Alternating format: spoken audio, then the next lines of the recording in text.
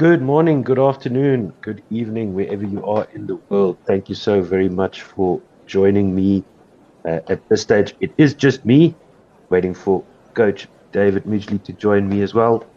But a very good morning to you from South Africa.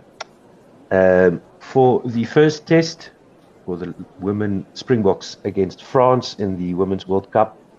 So this will be the ladies' first match in this tournament, and we wish them well. Let's see if they can do something here at Eden Park in Auckland, New Zealand. So going through the South African team first, starting with the forwards. Sanelisiwe Charlie is the loosehead prop, Lindelwe Gwala at hooker, and Babalwa Lachan at tighthead prop. The locks, Nolusindiso Boy and Rights Mkari, and number 4 and 5. Then number 6, Sizopila Solonsi. Sinazo Nkachulwa is the other flank, and Aseza Hele at number 8. The backline players, Tyler Kinsey at 9, Libby Janse van Rensburg at 10. The wings, Simamkele Namba and Nomawetu Mabenge. Namba, a player to look out for, of course. And in the midfield, 12 and 13 is Apiwe Ngwevu and Zintle Mpupa with Nadine Roos at fullback.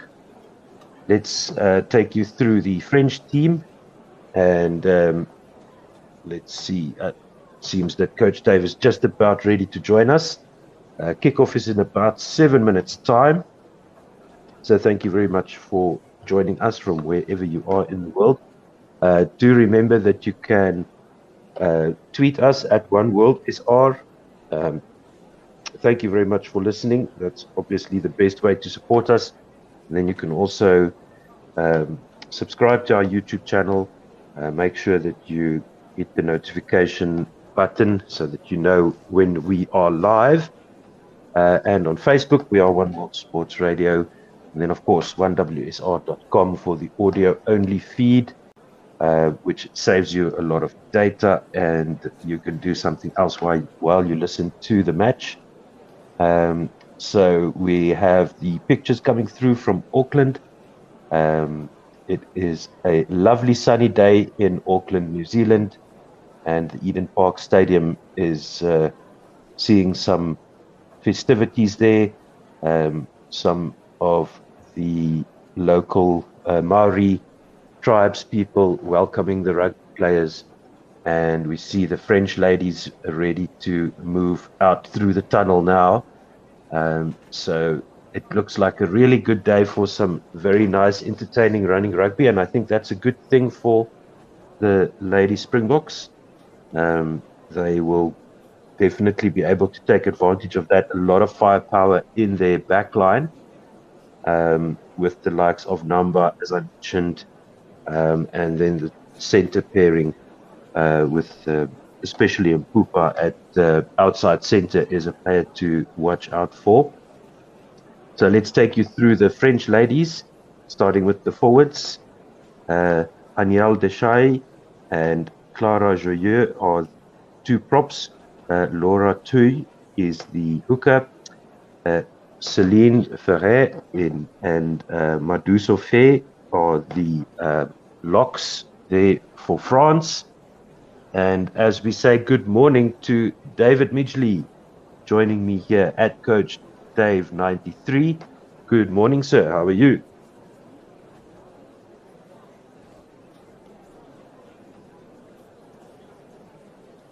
So it seems that either Dave cannot hear me or there is some other kind of technical issue. How are you this morning, David?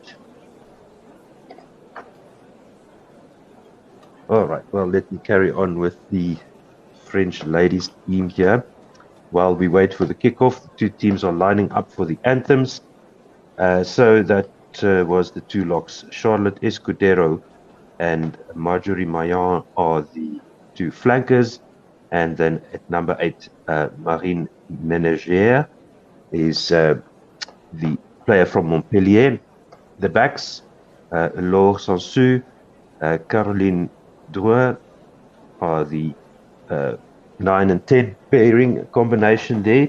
Emilie Bouillard and Joanna Griset, who is at number 14, the two wings. Gabrielle Vernier and Maya Philippon are the midfield combination, and they will have their hands full with Nguevu and Pupa in the midfield for the Springboks, with Chloe Jacquet at number 15. And oops, Dave says he cannot hear me, so I hope I'm talking into the void all this time. Can you hear me now, Coach Dave?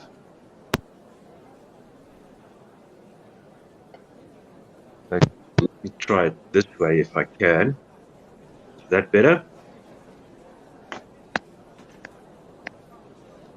How about now, Coach?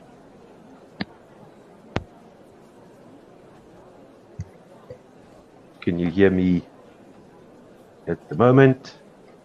Testing.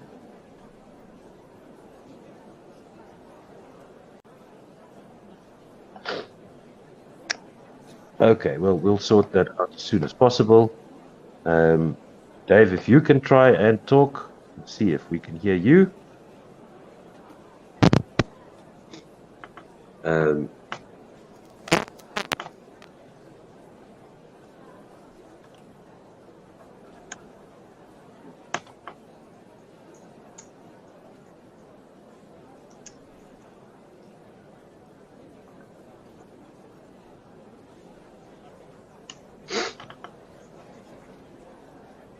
So hopefully that wasn't too much of an issue.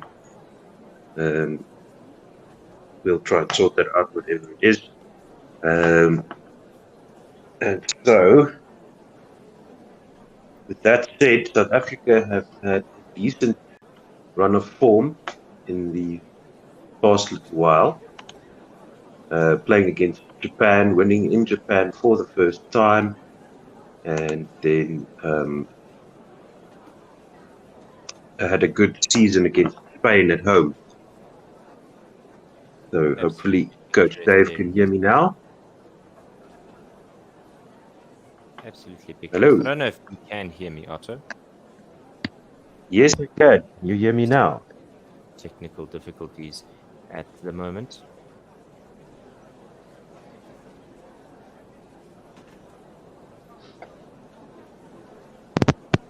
So how about now? Can you hear me now?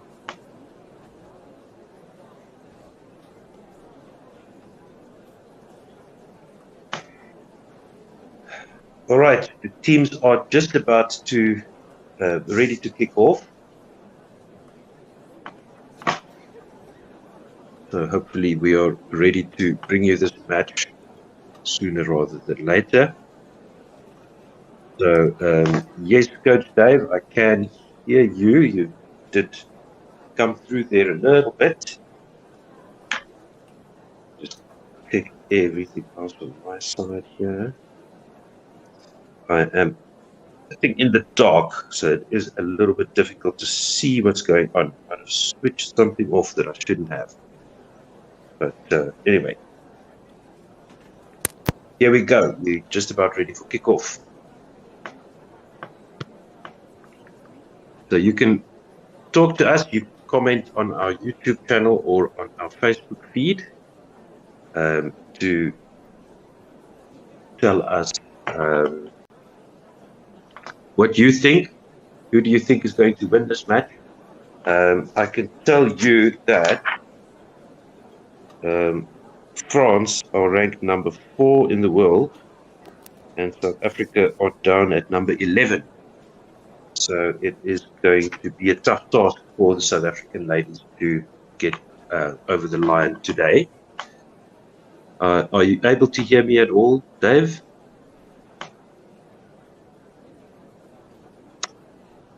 So I think that Dave is also having a few gremlins on his side, and we'll just keep checking everything and making sure that we bring you this test match between South Africa and live from Auckland, New Zealand.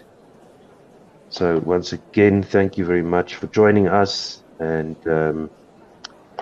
France ready with the kickoff, playing from right to left on our screens.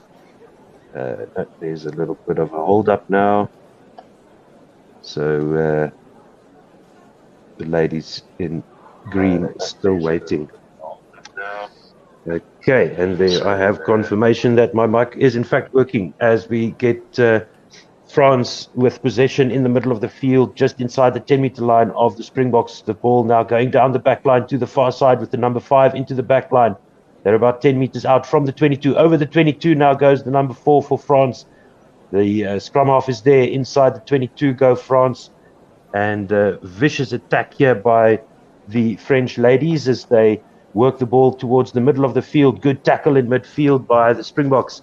The ball is into the hands of the number 5 once again, who spills it backwards, and the Springboks have a chance to get their hands on the ball, which they do not in the middle of the park. The ball comes to the near side into the hands of the left wing. Ball pops up into the Springbok hands, and it's on the near side of the park, about 5 or 6 meters inside the Springbok 22. The ruck is set back to Janssen van Rensburg with the clearing kick to the near side touchline.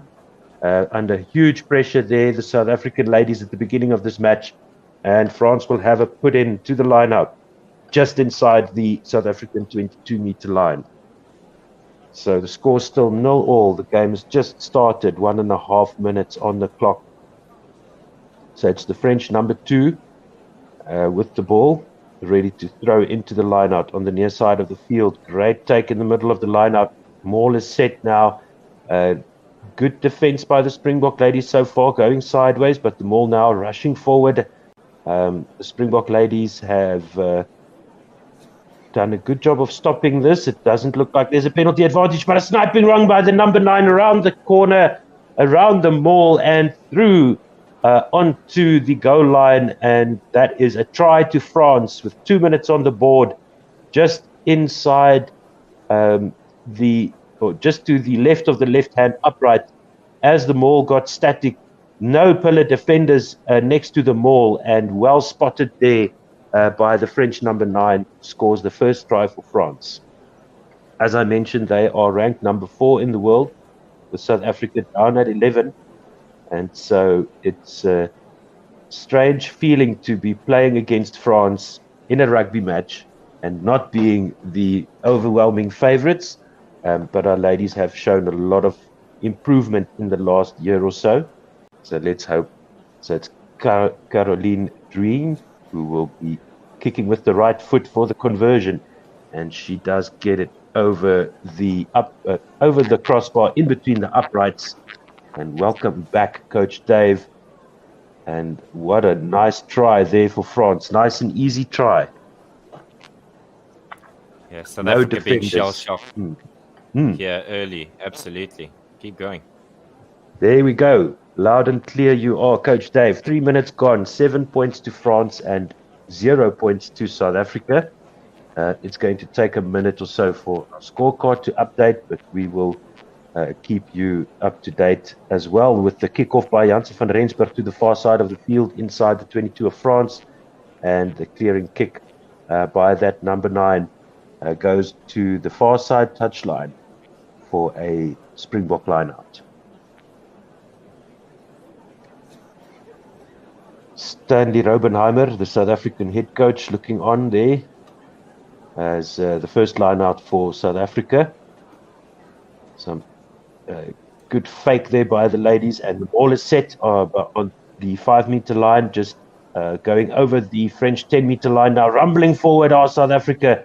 Very nice and powerful maul by the ladies in green. And there's a second shove coming through.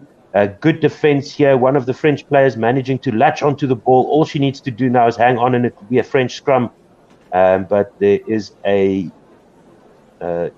yes, indeed. It will be a scrum to France as the referee blows the whistle. I thought for a moment she was going to go for the full arm penalty for some reason. But good defense in the maul there by the number 5 for France. Yeah, South Africa not able to recycle ball there, and that's exactly where the French ladies jumped in and stole the ball away. Yeah, that player managed to go through the middle of the ball, and a bit of a slight technical error there by the ladies in green, but all's well in the end. In terms of not conceding anything more than a scrum, but they did lose possession, so France will have a defensive scrum just outside their 22. It's an early shove by the Springbok women. It's a free kick to France, 15 meters or so from the far side touchline, just outside their 22. Maybe a bit of nerves there, Dave. And the French lady says we'll have another scrum. But it looks like there's a good matchup in the forwards, yeah. Yes, South Africa's front row just need to settle down. Charlie, Gwala, and Lacha. I think there just needs to be a deep breath and kind of reassess where you are. There are a few players that I haven't seen in the past few matches that we covered. So there's definitely some Springbok ladies that were kept in reserve for this tournament, and probably specifically for this match. So let's hope they can find each other quickly. Good scrum there by South Africa. French ladies popping up, but the referee says both of them did. But that was a good shove there by the ladies in green, and Les Bleus taking a few steps backward in that scrum. That's good to see from South Africa.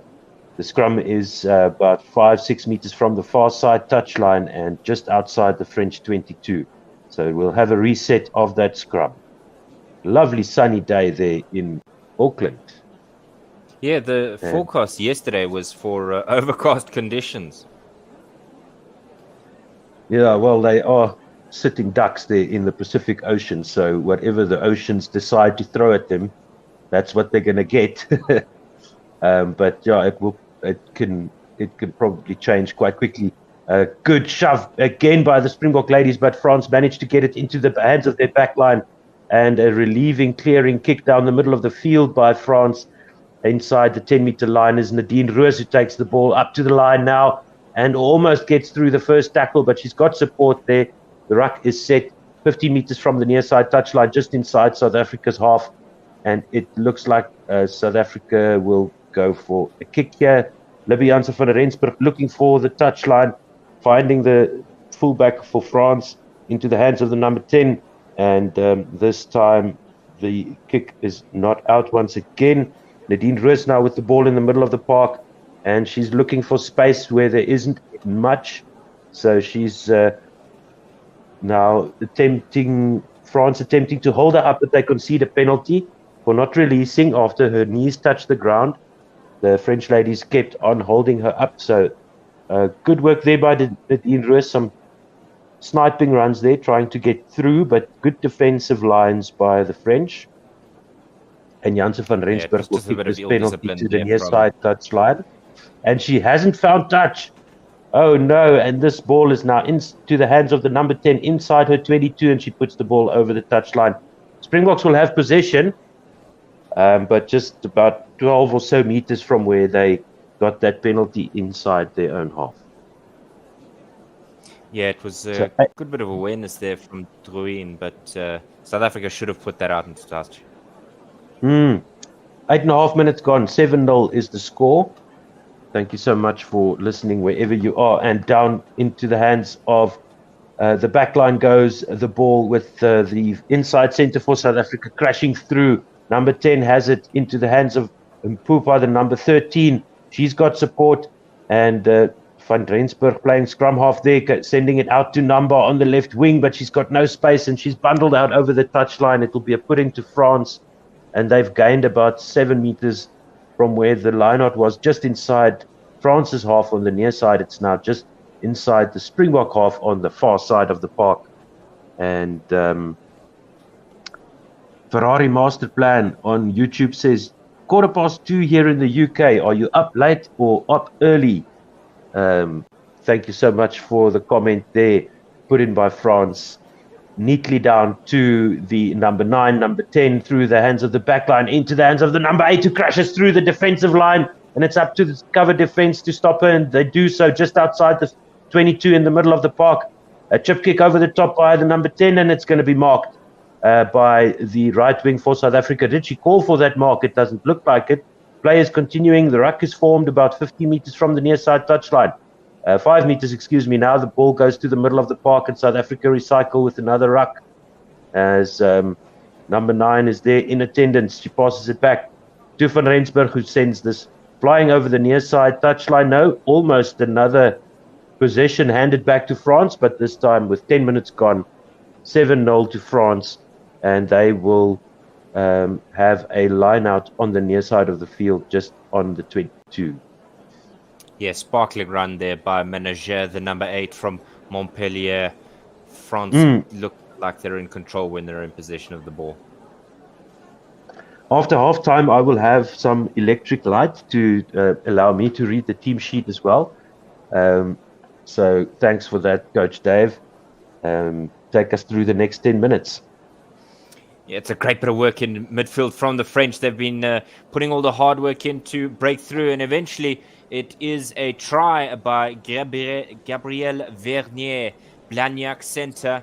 She's got her first try at Rugby World Cup. Sorry, it kind of just ran into play there, and so it was off the back of that ruck as the French, with a simple kick through from Caroline Druyon, and all too simple for the inside centre. She broke the first tackle, and Nadine Roos was found nowhere where she needed to be. The South African fullback vainly trying to cut that off, but in the end, it means that France are up 12 points to 0. The right foot. Sorry, I mistook the referee for Druyon. Sorry, but she's lining this one up to the left-hand side of the uprights, and she's shanked it. What seemed like a simple kick there, France not capitalizing on it. But Otto, with these two sides, I mean, you can almost expect the gap in terms of the quality of rugby they play. South Africa in 11th in the world rankings, coming up from 13th before their matches against Spain. They beat the Japanese and then 2 games against Spain, but France just a class of their own. South Africa will kick off once again with Libby Janse van Rensburg in her 11th game.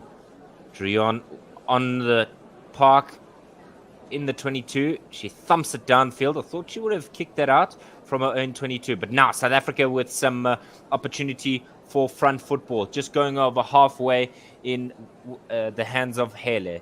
Now once again Kinsey looking to roll through the hands here. She goes to the blind side looking for Roos, who's now joined up, and oh my word, she's absolutely been smashed by the number 7 Marjorie Mayans, but South Africa managing to retain possession.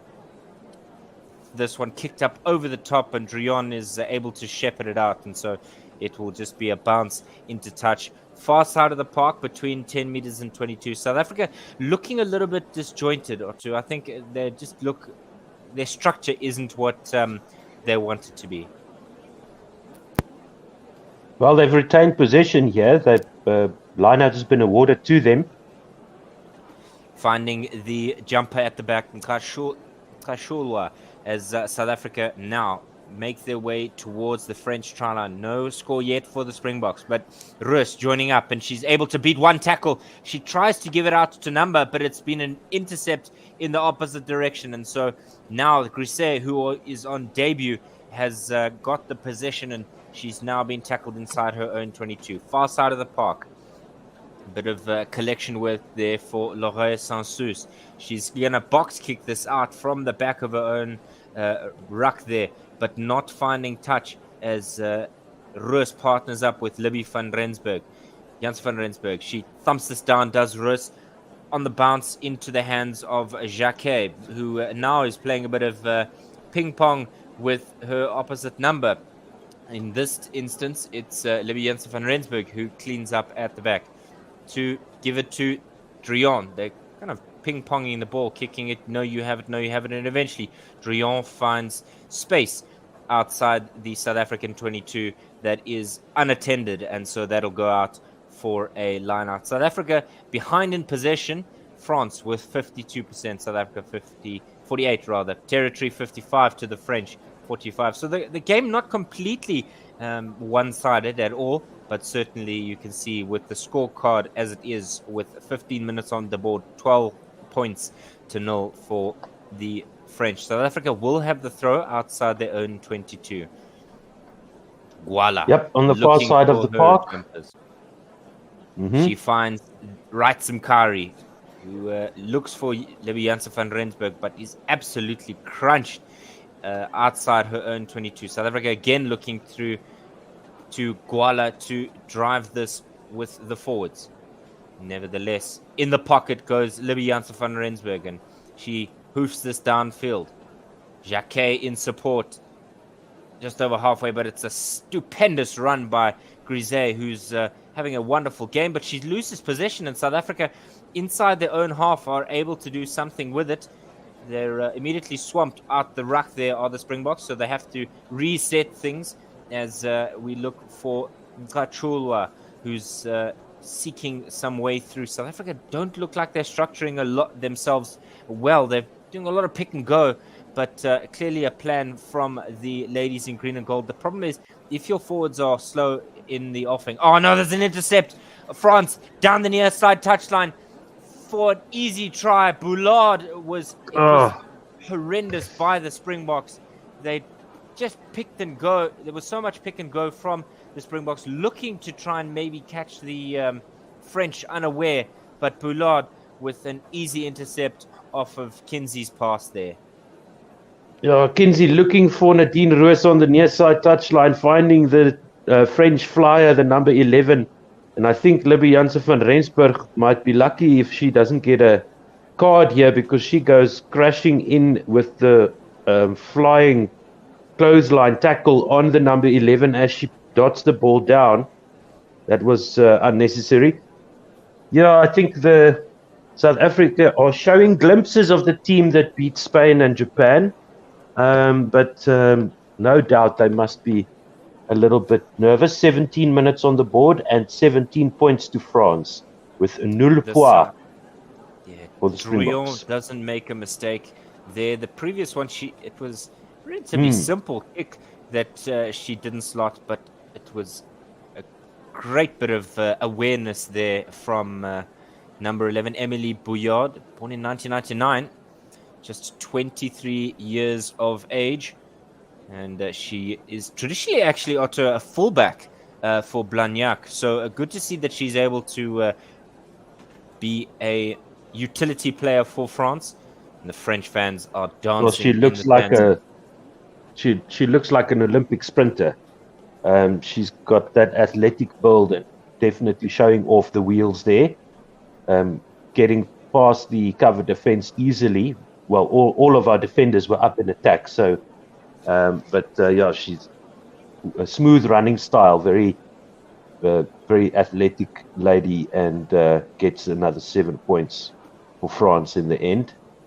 There are some clouds about there in Auckland, but they look quite high. Sun is still shining brightly. 19 points to 0, France lead, and it's just about coming up to 18 minutes. Yeah, the sun may be shining, but it's only 18 degrees Celsius there. Right, high ball for Laurence Saint-Sus. She's immediately swamped by green shirts, and South Africa are doing well here to try and restrict the French from getting some forward momentum of any kind out of their own 22. They're having to do a lot of hard work here, are the French, to try and retain things. Counter-ruck by the Springboks, and have they turned it over? No, it's cleaned up at home. It was a great attempt there from the South Africans, but Saint-Sus thumps this away off the back of the ruck. Now with South Africa in first gear here, let's see, can they transfer first to second? Over the 10-meter line. Kinsey looking for options. Janssen van Rensburg with a cross kick, but there's no one home. And now again, we see Bouillard down the left-hand side, and she tries to hand it off there to Jacquet, who's despondent because she could have been away there for another breakaway try, but it was a valiant tackle there by the Springboks on the near side touchline. So between 10 and the halfway line is where this lineout is. Near side of the park, as I said, as we head towards those 20 minutes, and Gwala looking for a jumper. looking for a recipient. She does find once again. So Kinsey through to Janse van Rensburg, looking for some options on the inside, but Ngwevu's not able to get over the gain line. Kinsey again for Janse van Rensburg, maybe seeking out number on the outside, but it's cut off by Mpupa. Kinsey again looking towards the blind side. She goes again. South Africa slowly building phases here, but it's popped out at the back. Nadine Roos now with the ball, not able to offload there, and South Africa have to make sure that they clean up at home. They will lose this ball if they're not careful. Pops out at the back, and Gwala is able to kind of make sure that all hatches are battened down. South Africa having to deal with the rush defense from the French and not releasing there, which means a penalty for the French.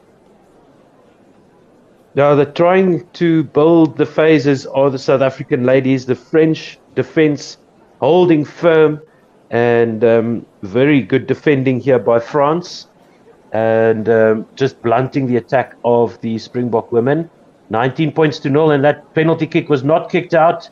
This ball goes high up into the air by Roos, and it's into the hands of France on the Springbok 10-meter line. There is an advantage to France, probably for advancing in front of the kicker, Sansu, down the back line now. And as that movement breaks down, the referee will call them back for the penalty to France on the far side of the field. And the penalty is just outside the 22 of the Springboks on the 15-meter line. And that's been one disappointing thing for me from South Africa, has been the kicking. Kicking hasn't been great by either team, but really, we saw a penalty not going over the touchline. We saw some aimless kicking by Janse van Rensburg, and that case, I think it was Nadine Roos sending up and under, and then not putting her players on side. The players making the mistake of moving forward, I think, was the call there. 22 minutes gone, 21 and a half minutes gone, 19 points to 0. France leads South Africa in Auckland. It's a line out to France on the 5-meter line, but the ball is stolen by South Africa's. Who is that? The number looks like one of the front row players, up to the 22, 15 meters from the far side touchline. And Kinsey has the ball, Van Rensburg, into the hands of Mpupa, I think that is. Kinsey at the back of this ruck with the ball into the hands of the forwards. They go up to the 22-meter line, fighting for every inch and getting through with some support. Kinsey at the back to Janse van Rensburg with the right foot, sends this down to the near side touchline, and caught there by the number 11 into the hands of the 13, but I think that was a forward pass on the near side of the field. It would have been a good play there. Thanks for that, David. Yeah, that was a good play by France, a 3-on-2 there. And the forward pass means that Kinsey will have it put into the scrum for South Africa, just inside their 10-meter line on the near side of the field. So it's certainly going to be a concern for Stanley Robenheimer and his team. Now, I've counted 5, I think, in a row now, where Janse van Rensburg's been in a position to kick and hasn't. And I think that's certainly concerning in terms of her position to kick and then converting it by kicking it out into touch, because that's something that you almost have to do at test rugby level. They're going to reset the scrum, though. So I just really think that you, as a number 10 or two, you've got to be able to, from your own 23, thump it out into touch. But we've not seen that. Yes. So there's no reason why you would just kick the ball to the French back 3 all the time and put your outside and your cover defense under pressure like that, because that was basically a cross kick to the French back line. So hopefully she can sort that out. So Kinsey has the ball for the scrum, following that forward pass. South Africa scrum looking good, driving the French back. The ball is on the by the feet of the number 8. France going backwards rapidly here. The referee has the arm out. He says, use it now. Van Rensburg with another awful kick that just goes across field into the hands of the right wing. To be fair, that one skewed off the boot. I don't think it went where she intended, but maybe give the backline a chance to just get it through the hands. The backline is too flat. So they are up and waiting for that kick. So that's definitely a plan that South Africa have had. With 24 minutes gone, Van Rensburg sends this one over the near side touchline, just inside the French half. And there's 15 minutes to go in the first half. The score is 19 points for France and 0 for South Africa. Yeah. So that's France's second penalty that they've conceded. And now South Africa with the throw in. Not much ground gained there, but at least they've got the line out. As the maul is set now for South Africa just outside the 10-meter line of France, but they're driven backwards. They're going towards the near side touchline. They need to get this ball out to Kinsey. They do now. And the ball goes into the hands of a player who takes it over the 10-meter line of France. The ball goes down the back line. This time, Pupa gets it with a little bit of space, but she loses it forward. And Sansu is that who kicks the ball on the far side of the field, but the referee will bring them back for the scrum. She tried to kick the ball downfield there with no one at home, did Sansu, but she was tackled as she did so. So the ball went flying over the far side touchline, and it will be a scrum to France for that ball lost in contact by Mpupa about 20 meters in from the far side. Well, just about in the middle of the park, just to a little bit to the far side of the middle and inside the French half. Let's see if the South African scrum can get this ball back. 25 minutes gone, 19 points to 0 to France.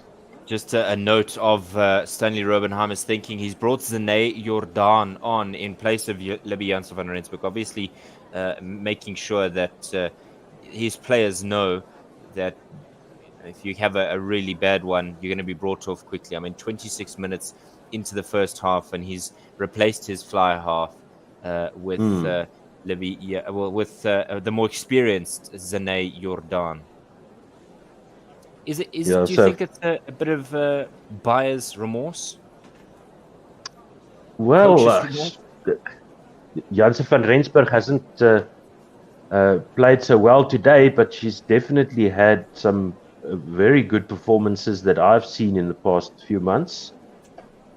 So the put in by Sansu with this time the French ladies sending the Springbok scrum backwards, but they don't get the penalty. Sansu breaks to the far side, to the short side. She puts the kick in, and there's Nadine Roos that's to go in and clean this up for South Africa, and it'll be a line out to France.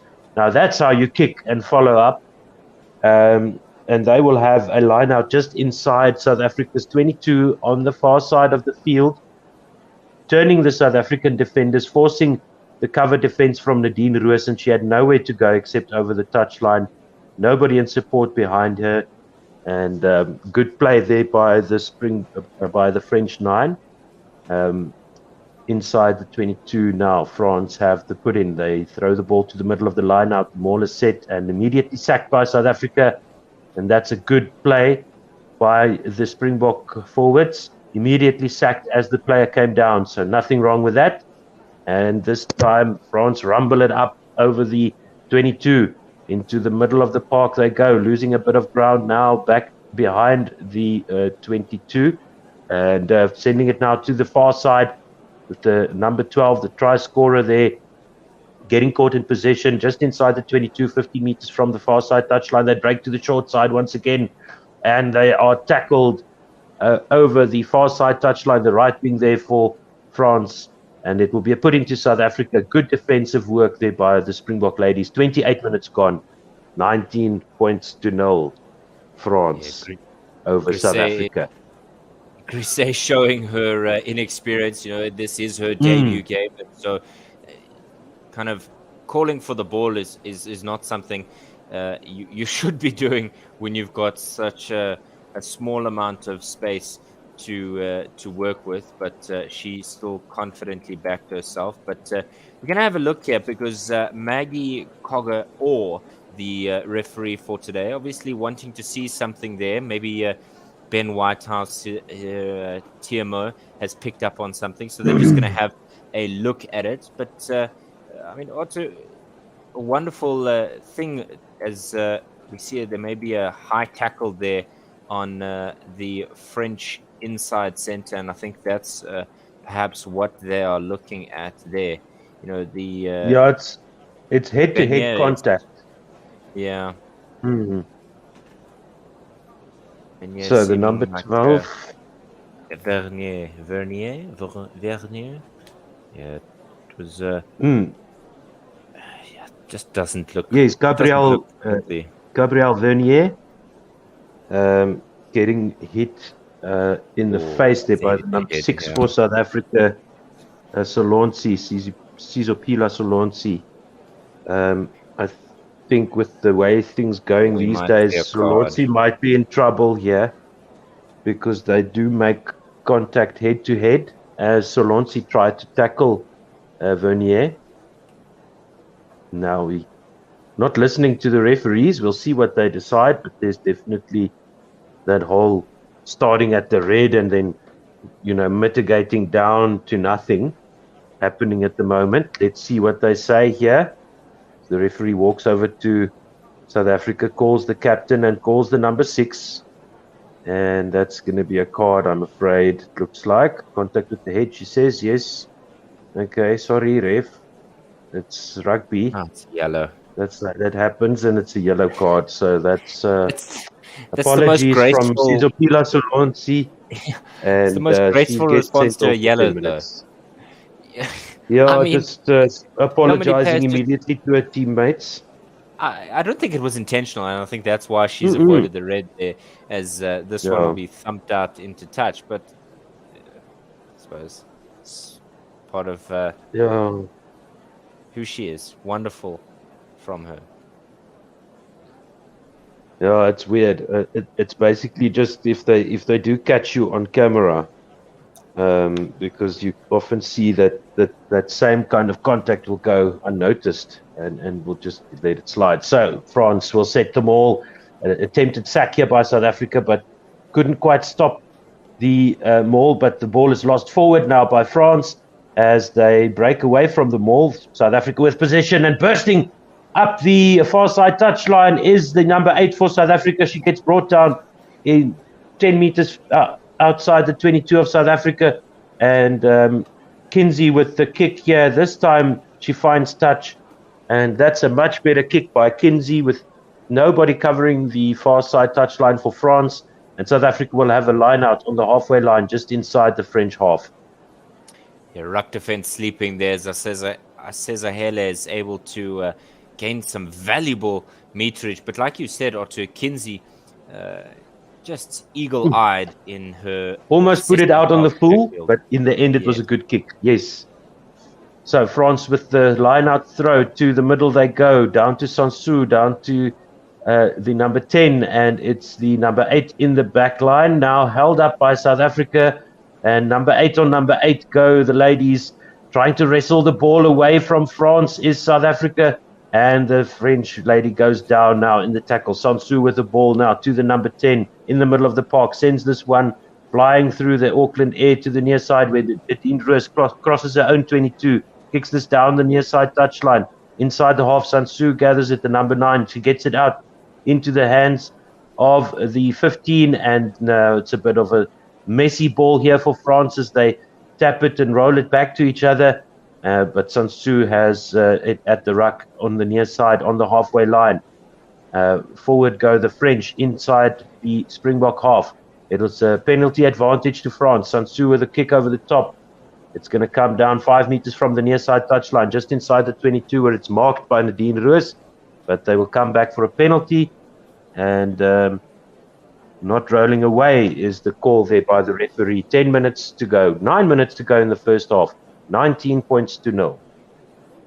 Yeah, and Drouillon just kicking this to the near side touchline, just between 10 and 22. But I think the clear plan here, Otto, is that these sides, particularly France and England, will try and get maximum points on offer, because those two sides, the top quality sides that they are, will be looking to maximize their number of points, because if it comes down to points difference, which in this group I don't imagine it would be, it's still something that that they would be concerned about. That one going over the top of everybody, and no one in blue initially collecting it, but there was a knock on as Drion tried to collect the scrambled eggs there at the back of the line out, and so South Africa will have the put into a scrum. Jumpers were about 3 buses too late there, or 2. Yeah, well, I'll tell you one thing. If France have any aspirations of winning this tournament, they've got a lot of work to do, because they had an intercept try, a lucky lapse of, just a defensive lapse by South Africa for the first try. So really only that one try by the center that they really had to work hard for.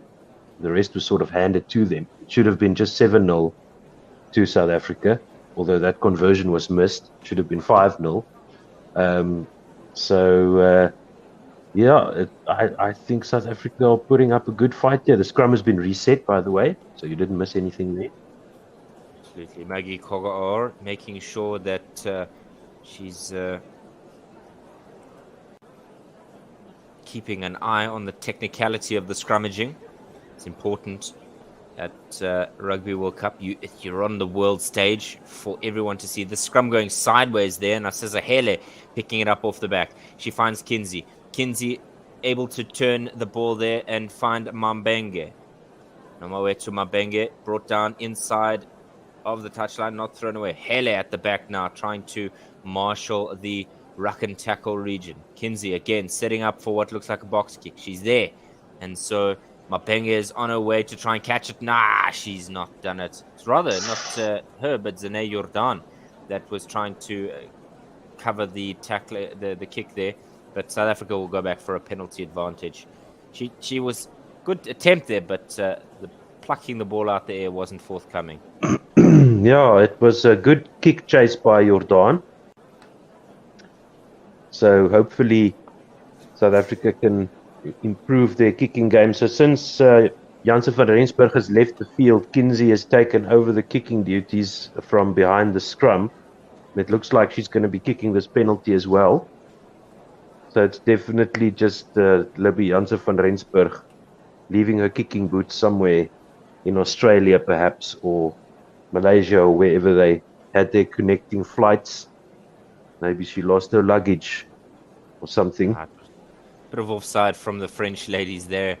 I suppose it's the risk of rush defense there, Otto. I mean, the Springbok men are most notably famous for the rush defense, but it's the risk they also follow when they do. Short throw here. Kinsey on her way. She looks for Jordan. Jordan looking for some opportunities to turn 1 into 2 as Mpupa is having to grind through midfield there. Somebody gets in the way of Kinsey, and now it looks like the ball is held up with a standing player. Broke it away is Lacha. Lacha over the halfway line. She finds Hele again. South Africa with no one home, and immediately the French ruck and tackle marshals stealing the ball away. So now here come the French. Sansu kicking it over the top when there's no one home, but Namba has to clear up at the back. Inside her own 22, tackled off the ball, but amazingly able to get it away to Jordan. Jordan thumps this to the French back 3, but cleanly collected by Drouillon, but that kick is horrendous, and it just kind of goes to no one really. Sansu collecting it after a bit of a scramble. Now the French looking for some forward momentum. Penalty advantage for the Springboks, and it was a knock-on there as Kogaor is the one to blow her whistle there. Well, she's only one whistle with the whistle, but she is the one who indeed does blow the whistle. South Africa looked good there. Sanesiwe Charlie got some good forward momentum. Great bit of work there from Number to release the ball in the tackle. Now, the past 15 minutes or so, South Africa really getting back into their stride. No points for France since about the 20th minute. And no points yet because of the yellow card. So good work by South Africa. And I think that they may be just settling the nerves a little bit. And once again, if it weren't for that intercept and that lapse in defense, South Africa might have felt a lot better about this first half. we see France ready to put the ball into the scrum. Referee's just going to reset that one. Also, I smell a bit of dark horse tendencies from the South African side. I think the way that they've outplayed themselves against Japan and then against Spain in those two fixtures, to me, it just seems like the South African side could cause an upset. Well, definitely. I think they've done a really good job in the second half of the first half so far. So long may that continue, and maybe if they can get a try or two before, well, at least one try before halftime. They haven't looked really threatening, but let's see. Kinsey at the back. South Africa under pressure, and the handling has been poor from the green and gold. Here we go. An opportunity for Hele to try and get some support in ruck and tackle. Kinsey now shoving her forwards to get out the way of the ball so that she can try and clean it out. I think South Africa have been a little bit slow at ruck and tackle time. Jordan with a kick away by Mpupa. But a bit of football skills there from Jacquet, the French fullback, coming in. And great little first touch there. She's kicked it out on the near side. But first touch, Otu, that's good control, because that could have gone horribly wrong. She could have missed it, and then South Africa would have been a for away for the chalk of the French try line. But nevertheless, we find ourselves on halfway with 2 minutes, 8 seconds left in this first half at Eden Park in Auckland. Advantage for the French. And it was a good bit of work there from Laure Toye, but the initial knock-on from the Springboks mean... Oh, sorry, she's changed her mind, because Maggie Kogo is saying initially that it was a South African penalty, and then she was reminded that it was indeed a South African knock-on. Yeah, but then immediately a knock-on by the French as well. So if I were the French coaching staff, I would be a little more worried, as back to 15 are the South Africans, and the scrum is set 15 meters in from the near side touchline, just inside the French half. France playing right to left, of course, in the first half. 1 minute to go in the first half. Just over a minute. And immediately the Springboks falling down there. And so the French quick away from that penalty. South Africa scrambling to try and recover and reset their formations. Sansu at the back. Kinsey trying to upset things, but not able to do so. Fall in the middle of the park. Able to offload. Wide throw to the... Oh, that's forward. Inexperienced Griset, and it's not only forward or two, but she's not caught it as well. So double fault there from the French right wing. It was an attempted leading pass by Chloe Jacquet, the French fullback, just 20 years of age, but it was a double fault there with just 20 seconds left on the clock. 7 turnovers each, and Otu, this game not as one-sided as we thought. Really just an exceptional performance for where they are from the Springbok ladies. Yes, they're closing out this first half really nicely, rounding off a very nice second quarter, 20 minutes. The last 20 minutes have been really good by South Africa, really getting themselves back into some kind of form. Kinsey, Hele trying to get away, but she's brought down by Escudero. Kinsey now finding her way through the crowd as she picks it up. At the back now is Ngwevu looking to continue her run there as makeshift scrum half. But this time she decides to pick and go. Some support from her forwards.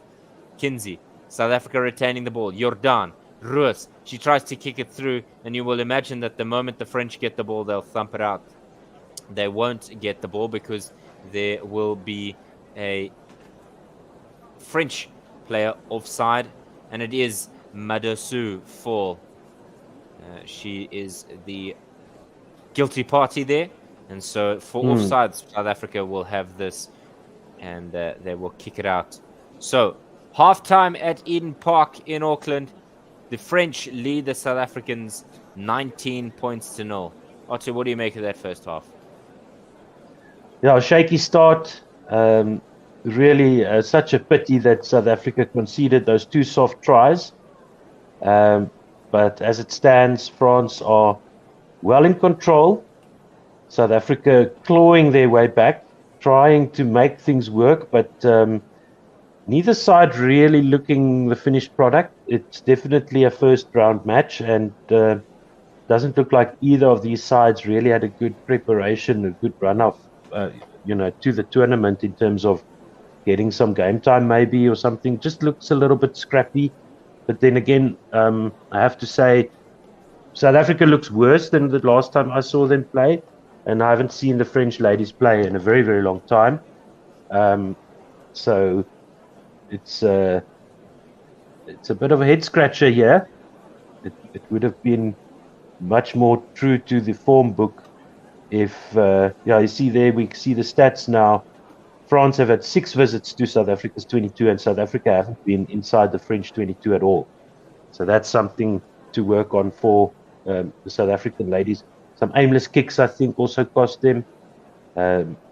Coach getting out the old shepherd's hook and getting Janse van Rensburg off the field after her bad kicking performance. So, yeah, let's see. Quick try or 2 in the start of the first half, or either side will seal it. I think if South Africa can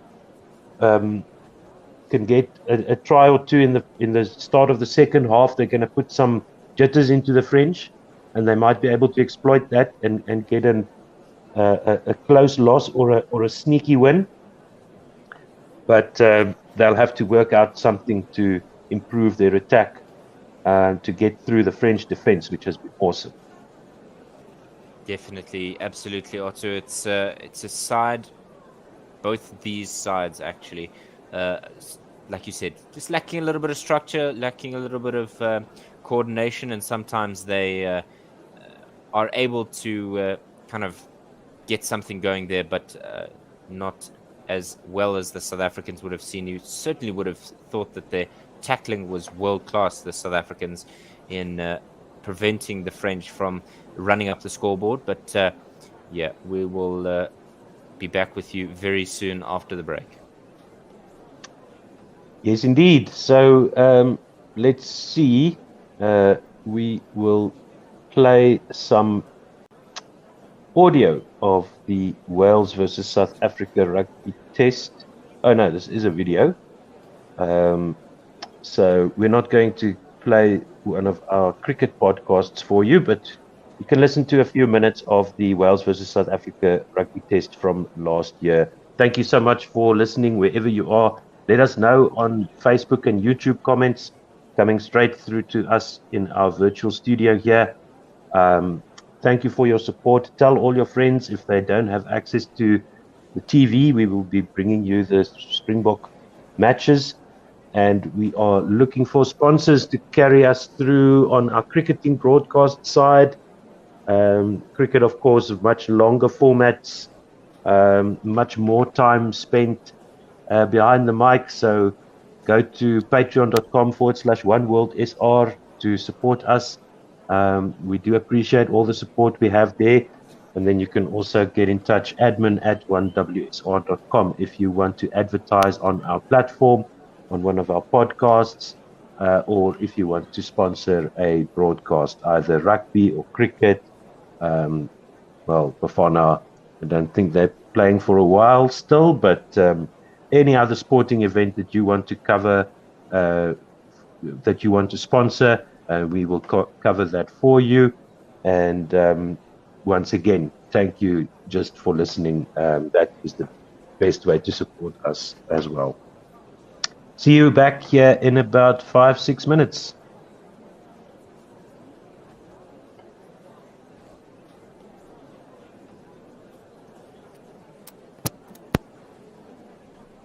Difficult hunting ground for the Springboks as we find ourselves 6-6. The kickoff there. Good catch there from Frans Steyn as he clears his lines. That goes out on the full from inside his 22. So good work there. If you've just joined us, welcome. Good evening. This is One World Sports Radio Rugby Otto and I will be bringing you this game. South Africa 6 points as well as Wales 6 points. It's 2 penalties from Bigger and Handré Pollard respectively. We're in the 19th minute, and this has been an easy in pace in terms of pace. It's been quite an easy game. Throw now for Wales, and it's gone out, I think, or has it been stolen on the blind side there by number 6 Illis Jenkins, and it does go out in the end. So that was a bit of an ugly one, and they look to take the quick throw, but not interested. A couple of changes for the Springboks. Jesse Creel comes in on the wing, first time in 7 weeks that he's getting a game, and we see Damian Willems was the starting 15 for today's game, but the problem is he's already gone off for an HIA, so we'll let you know as soon as we know a little bit more. Frans Steyn is on the park. Jesse Creel, 49th cap today, but not a common position for him on the wing. This throw now to Wales, and it's a good bit of work there from the team there to get things going. They have possession just on inside the Springbok 22. Thomas Williams looking for some options, and smashed back is the number 8, Aaron Wainwright, who's got some hard work from Siya Kolisi to try and retain position. It's raining and just 12 degrees, so it's that light rain, that persistent and frustrating rain that we've seen, and through that South Africa have been able to collect a penalty just outside their own 22. It was not releasing there, and good work there by Trevor Nyakane to try and force the turnover. So Bongi Marambi is going to have an opportunity here, most likely to throw. Otto, how have you felt the build-up coming into this game? You know, South Africa haven't won since 2013, so we definitely want to make sure that we catch a W here in Cardiff. Yeah, and there's a bunch of Welsh players who have a grudge to settle with the Springboks after playing for the Lions in South Africa earlier this year. So this is definitely, I would say, one of, if not the toughest match of the tour. I know we're playing England as well, but the Welsh will be out to prove a point against the world champions. And these I've two been had watching the cricket, obviously. Yeah. So let you these two had quite a narrow contest at Rugby World Cup 2019, the last time they met. But Diacha with the catch as Bonambi looks to drive this maul between 10 and 22, and South Africa have the penalty advantage as sniping around the back goes Marshall Yankees, but he's chucked out, and so South Africa will have the penalty once again. So coming into this, you know, South Africa have won at both meetings at Rugby World Cup 2015 and 2019. But like I said, since 2013, this has been a fortress for the Welsh in Cardiff, as it looks like Handré Pollard will kick for touch here, and South Africa will look to get the first try on the board. That would be lovely. The maul looked good there, Otto. Yeah, and Wales have been the top team in the Six Nations for a number of years as well. The team to beat, with Ireland shining through a few years ago, I think. But Wales are always tough to beat at home. Absolute deserved winners. Stadium. I think the work that they've done under Warren Gatland and now under some new administration, they've really worked hard. So about a 6-meter throw here for the Springboks, and a bit of a pushback there from the Welsh. But I'm sure once the Springboks put it into gear, they will get some forward momentum. Some penalty advantage here for the Springboks, a couple of meters short, but Bongi Manambi's brought down. Herschel Yankees looking for some opportunities. Cross kick here from Handré Pollard, looking out for Makazole Mapimpi on the left wing. He doesn't collect it, and it bounces into touch off the hands of number 15, Johnny, let's get his full name. Johnny McNichol is the fullback. So they're going to go back for the advantage, and South Africa making the most here also of a couple of penalties from the Welsh. Yeah, they've got the pressure on the Welsh team now. It'll be interesting to see if they're going to go for the penalty, because that maul was brought down illegally by Wales.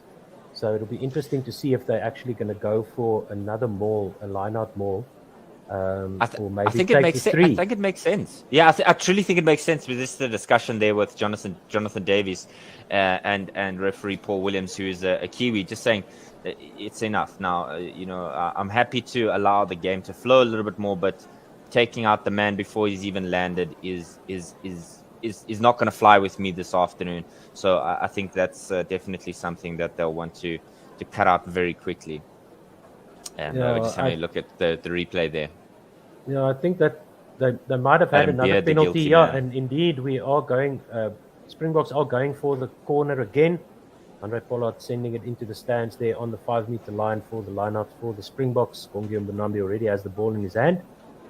Good throw there to Loot Diache. He's going to chuck it right to the middle. South Africa have the maul here, but it's not really going anywhere. They're trying to get some forward momentum here. And Bongi Mbonambi snaps around the blind side, but he's immediately chucked back. Passes it on to Jesse Creel, who's got support from Damian Delenda. Yankees at the back. The first start for him in a long time. I think it was Namibia at the World Cup was the last time he got a start.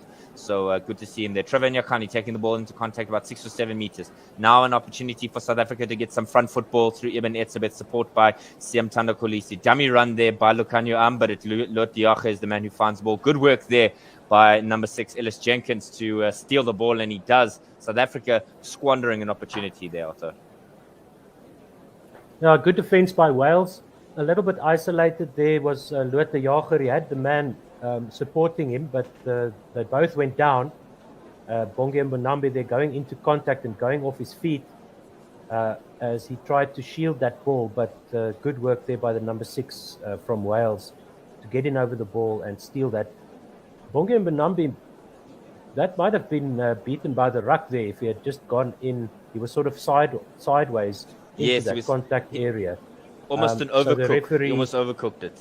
Yeah, so the referee saying that there was no ruck and that the number 6 there for Wales could go in there.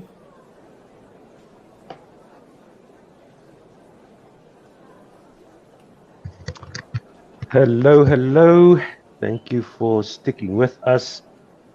We are back with the start of the second half, just about ready to go.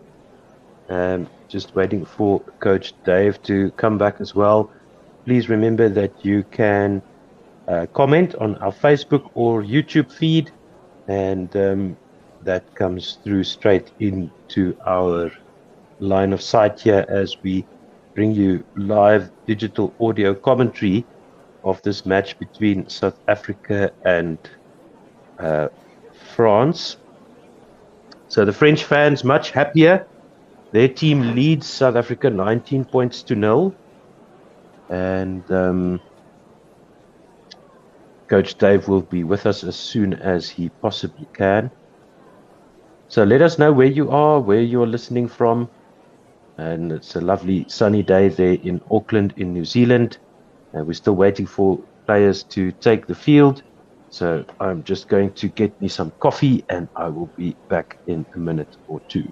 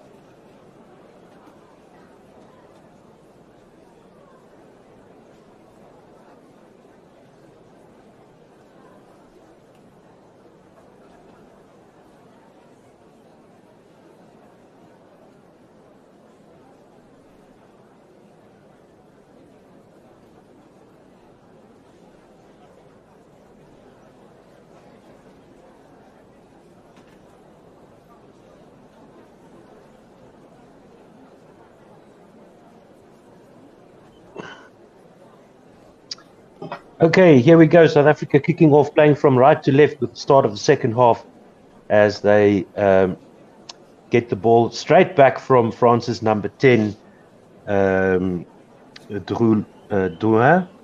And it's a knock-on by South Africa on the near side touchline, the number 8 there, Aseza Hele, trying to catch the ball. It goes through her arms, and then as she scrambles to keep the ball from going over the near side touchline, knocks it on over the touchline on the near side of the park, just outside South Africa's 22, I think. And it is France with the put into the line out. Looked a bit skew there, but the referee lets it go. Number 8 for France, crashing it up. And she gets to the 22, tries the chicken wing pass off to the hooker on the near side of the field, 5 meters in from the near side touchline. South Africa now have the penalty on the 22, on their own 22. And it will be the first time some of these players set foot onto this part of the field. South Africa with no visits to the French 22 in the first half, but now they're kicking away from their own 22 to the near side touchline. And it's a line out to France on the 10-meter line of the Springboks. Excuse me, no, of course it is Gwala for South Africa who put the ball into this line out on their own 22. And it's a good high jump there by the number 5, Lok Mkari for South Africa, trying to set the maul. The maul now goes forward over the 10-meter line. The number 7 for France is there to spoil, but Kinsey gets it out to Jordan, who tries the inside pass, but they're tackled behind the advantage line in the middle of the park. As Kinsey gets the ball now to the near side, they go knock on by South Africa, but they were playing in an advantage. And the referee comes back for a player entering the maul from the side. That was that same number 7, Mayon, who came in from the side into that maul and conceded the penalty to South Africa. And it is a penalty just inside their own half there on the near side of the park. And we have Coach Dave back, thank goodness for you, Coach David. Not many people willing to do this at this time of day. Just outside the 22 now. Good penalty kick by South Africa on the near side of the field. Gwala, the number 2 for South Africa, has the ball.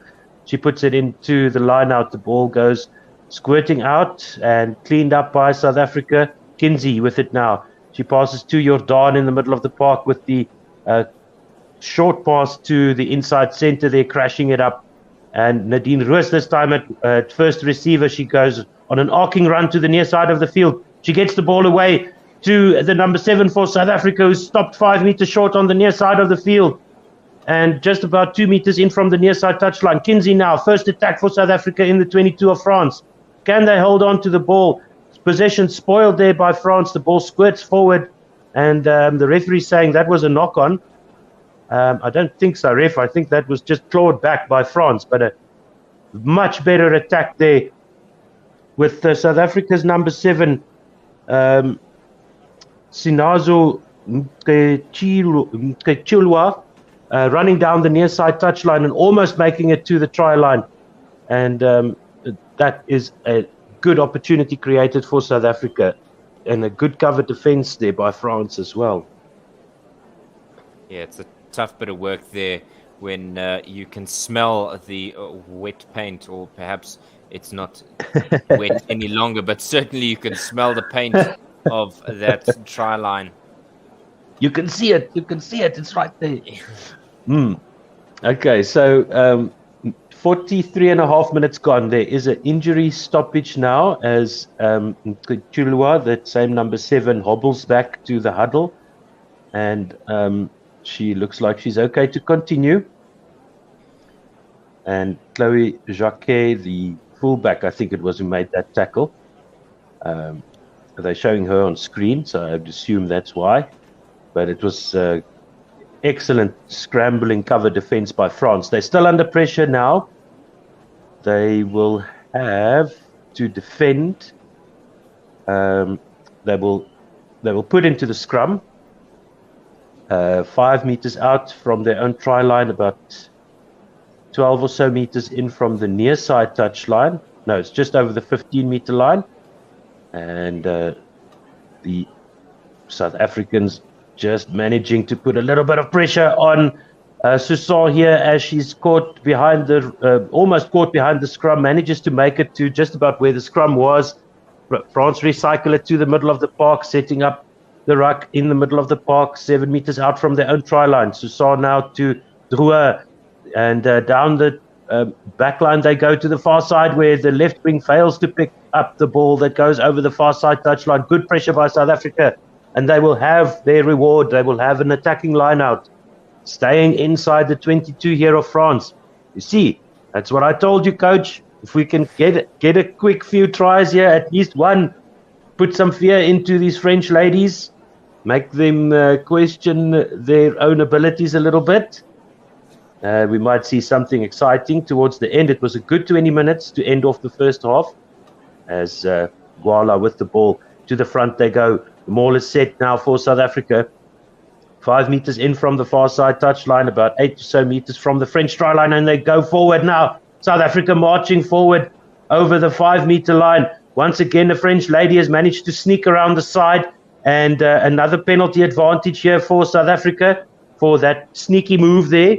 4 meters from the try line are South Africa. They pick and go, and they make it to the same distance from the try line, and it's another pick and go. The scrum half for South Africa not even looking at the ball, as the referee says there was something wrong there, but she's penalized the loose head prop, Deschayet, for side entry into that maul, and it will be a penalty to South Africa. They put the ball over the far side touchline, 5-meter line out for South Africa on the far side of the field. Yeah, just a bit of poor awareness there of Deschayet trying to swim around the outside. But something that you pointed out there, Otto, is that Kinsey wasn't even aware of what was going on. Not interested at all. She was just, she knew they were just going to pick and go, pick and go, pick and go. Maul set here by South Africa. 46 and a half minutes played in this match. Gwala has it at the back. She goes bursting down the far side to the blind side, and it's a try to South Africa, says the referee, or is that a penalty? I think they're going to go back. It didn't help that she was right there, Otto, but South Africans are celebrating as if she scored. But she was held up. I think saw the referee blow the whistle, as did I, and thought that she had awarded the try, but in fact she did not. So 47 minutes gone, and South Africa have yet another attacking line out. Good defense by France, though, to sort that out. That was for collapsing the maul, I would think, that penalty. But you wouldn't be upset, Otto, with this opportunity for the South Africans. Just in the way in which they've been able to utilize their maul, and hopefully they can continue to put pressure on Allez les Bleus. Gwala with the throw to the front, spoiled by France, but knocked back over the try line. So Gwala yet again will have a put into the line out. France now having a good look at all the different line out combinations here for South Africa, so they need to come up with something else. Gwala on the far side, 5-meter line, 48 minutes gone in this match. They go to the back to Chisulwa, and this time there was an infringement by South Africa, and I think the ref is saying a knock on there, but it will be a scrum to France, and that's a disappointing end to a good passage of play. Let me just get this name right, because this is bothering me now. I think it's just the difference between the sides that are world class and the sides that are just off the pace. It's the way in which they're able to capitalize on an opportunity like that, and the inverse is to be said for the French, who were defending for what seemed like an eternity. That's a good 7-8 minutes now. Oh, at least 5-6 minutes now that South Africa have been on the attack, and they get the penalty for a scrum infringement by France, as the French Lucid, I think, is penalized for pulling down, again, losing the bind there. It was on that Lucid side. Tap and go by South Africa. They make it to the 5-meter line. The penalty was about 10 meters out from the try line. Another pick and go to the middle of the park. They're about 20 meters in from the far side touchline. And now South Africa go 3 meters short of the try line with another pick and go. Strong carries here by the South Africans, and this time they tackled back a little bit, back onto the 5 meter line in the middle of the park, pick and go. Making it over that advantage line. Kinsey with the ball to the far side. Jordan gets it through the hands, and it's into the corner. The number 14, Mabeng. Number 14 for South Africa scored the try. Mabenge, thank you. Struggling to see here still. Nomawetu Mabenge scores for South Africa on the far side of the field. In the corner goes the right wing, as a right wing should. And Jordan just holding up that pass. First receiver off the ruck, running across field, holding up the defense, and getting the space on the outside for Mabenge, and she scores. South Africa 5, France 19. The passion from the ladies on the bench, the passion from the ladies on the field. This side know that if they can cause an upset, whatever it may look like, that would be beyond what anybody would expect from them. South Africa now on the scoreboard finally, 19 points to 5. Something to note from Jordan is that she's actually now equal the most capped Springbok with Zandile Nojoko, 34 caps today, and she doesn't make that conversion. So 19 points to 5 in the 51st minute. Kinsey makes her way off the park, and Unam Tose, who plies her trade for border in the southern parts of South Africa, is now on the park, as well as Dumke. Lusanda Dumke is also a border lady who's now on the park. Right, South Africa not able to retain possession of the kickoff there, in France now doing their utmost to upset the South African setup here, with an opportunity to fight back and hit back. Normally it's the case that you'll score, but so easily turn over the possession and give it away to your opposition. Druyon looking for some selection of a partner here. Jacquet joining in the line there, and she's right at the back doing some hard rucking there, but the Springboks are all over it, and are they able to turn away? They pick and go there from Mabenge. She's just scored, and she's excited to seek for another one. Big tackle there just on the 10-meter line by the French. South Africa skip pass out to the left-hand side. Number's got lots of space down the near side, and she's fumbled it because it's a great tackle from Grisey to prevent that. Number was A for away there. Otto Simam Keller Number had all the space in the world, but not the legs, as Grisey was immediately able to cut her off. And that knock-on means that there will be a scrum to France. Yeah, she knocked the ball on over the line. So France, interestingly, taking the option of the line out instead of the scrum there. But Number almost made it through there. Ooh. Right, throw now, right to the back. And that didn't look like... Yeah, it's something that you'll be reminded of Nigel Owens saying, I'm straighter than that. Yeah, no, that was almost to the went to the inside center of France there, standing in the back line. So it will be a scrum to South Africa just inside the half of France on the near side of the field, 15 meters in, of course, with the line out infringement. 53 minutes gone, 19 points to France and 5 points to South Africa.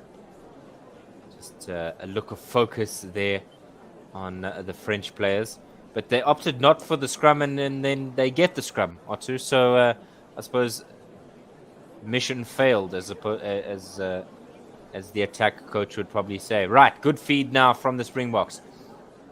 Stagnant in the middle of the park. Out the back goes Hele. She's been fantastic today. A standout performance from her for the green and gold. At the back of the line out now, at the back of the ruck rather, and South Africa will be pulled back because of a knock on there. Tose looking for some options, looking to get going, just seeking that option, but it'll be a scrum for the French, almost nearly on the center spot. Yeah, South Africa just being their own worst enemy a little bit here in the past few minutes.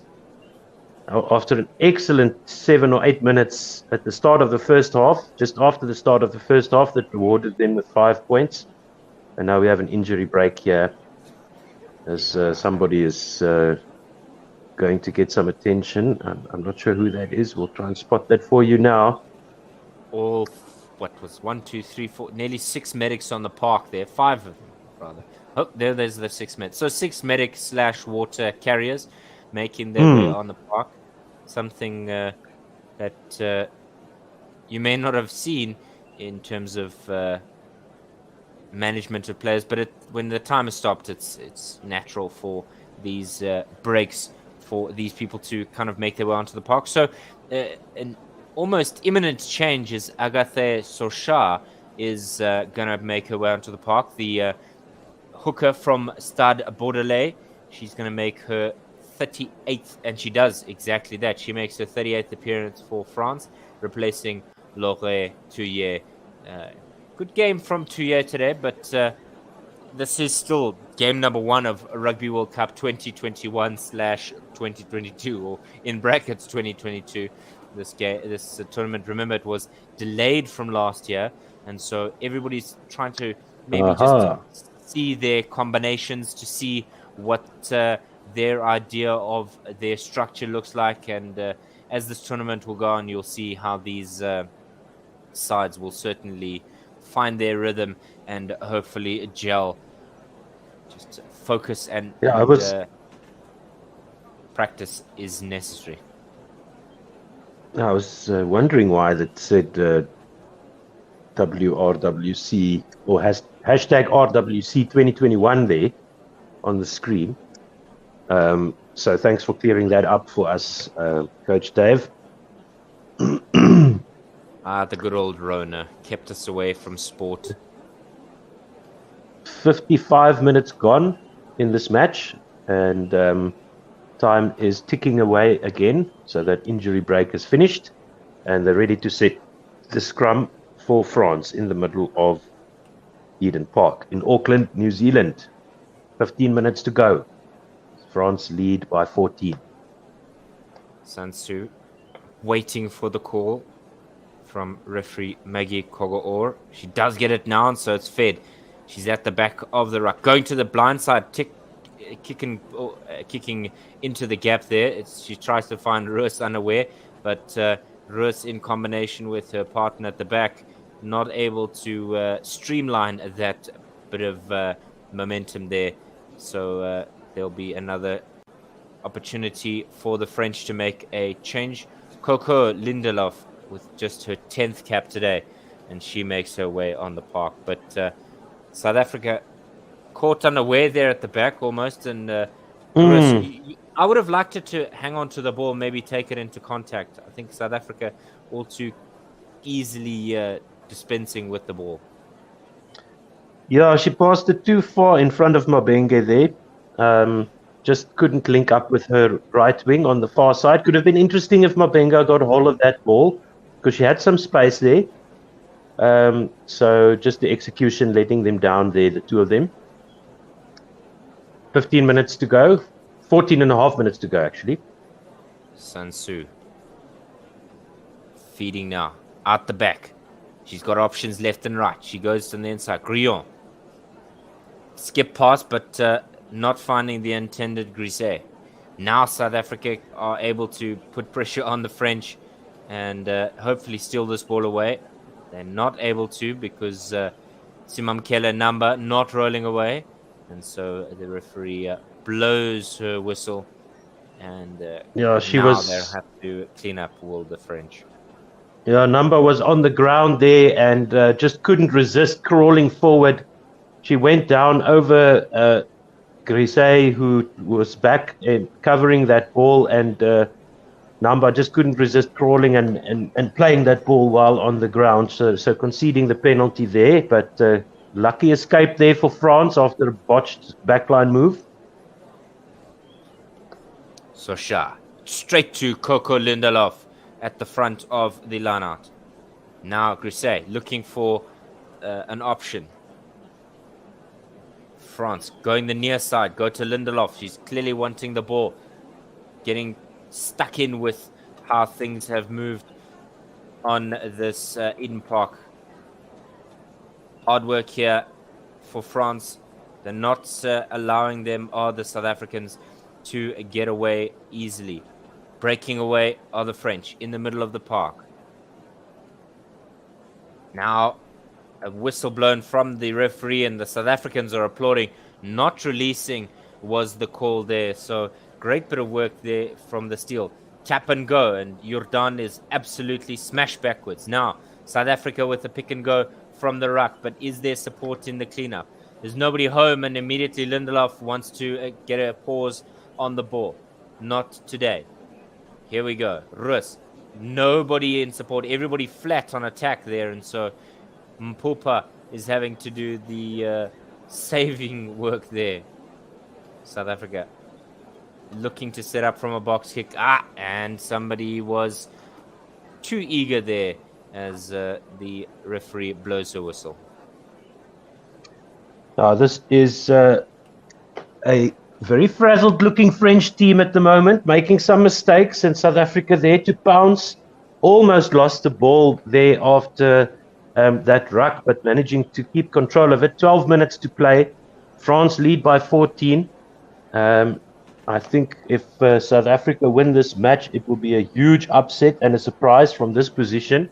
But if they can at least just keep the French under control, maybe score another try, get themselves within that 7-point gap. Voila. To the front of the line out she goes. Tose swings it out wide to Mpupa. In the middle of the park. Tose again.